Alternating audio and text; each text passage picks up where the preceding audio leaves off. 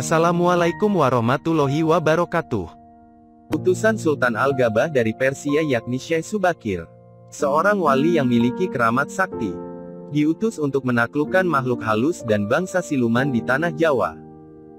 Sultan Al-Gabah pada awalnya mendapatkan mimpi, satu petunjuk dari Allah untuk mendakwahkan Islam ke tanah Jawa. Namun utusan Sultan Al-Gabah, sebelum Syekh Siti Jenar banyak yang gugur. Para utusan Sultan Al-Gabah banyak diserang makhluk halus dan bangsa siluman, yang bisa berwujud menjadi gulungan ombak di lautan. Sehingga, kapal-kapal yang ditumpangi utusan Sultan Al-Gabah hancur lebur di tengah lautan, sebelum para utusan menginjakkan kaki di tanah Jawa. Hingga Sultan Al-Gabah mengutus seorang wali yang memiliki keramat sakti, yakni Syekh Subakir, untuk menumpas bangsa siluman penghuni gaib tanah Jawa.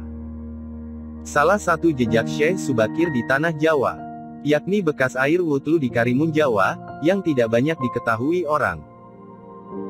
Uniknya, tempat wudhu tersebut lokasinya yang cekung akan dipenuhi air laut ketika pasang. Dan saat air laut surut, air di cekungan tersebut masih tawar rasanya dan bisa diminum. Saat Syekh Subakir menempuh perjalanan dakwah ke Pulau Jawa, wali Allah dari negeri Timur Tengah tersebut singgah beberapa saat di Pulau Karimun Jawa. Saat Syekh Subakir singgah di Karimun Jawa, kemudian istirahat sembari mengambil air wutlu untuk sholat di tempat tersebut. Tempat bekas mengambil air wutlu Syekh Subakir inilah yang hingga kini masih bisa dijumpai. Ukurannya sebesar lingkaran baskom yang cukup untuk dua tangan saat ambil air wudhu. Tempat wutlu Syekh Subakir hingga kini masih bisa ditemukan dan tidak dibatasi dengan kayu atau alat lainnya.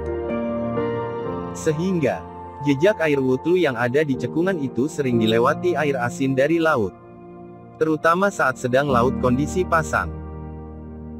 Anehnya, air laut yang memenuhi cekungan bekas air wutlu Syekh Subakir saat surut, airnya jadi tawar. Tak ada rasa asin sama sekali. Itulah salah satu jejak peninggalan wali sakti Syekh Subakir yang sudah menumbali tanah Jawa, yang dahulu sulit dimasuki ajaran Islam. Wallahu alam bishawab.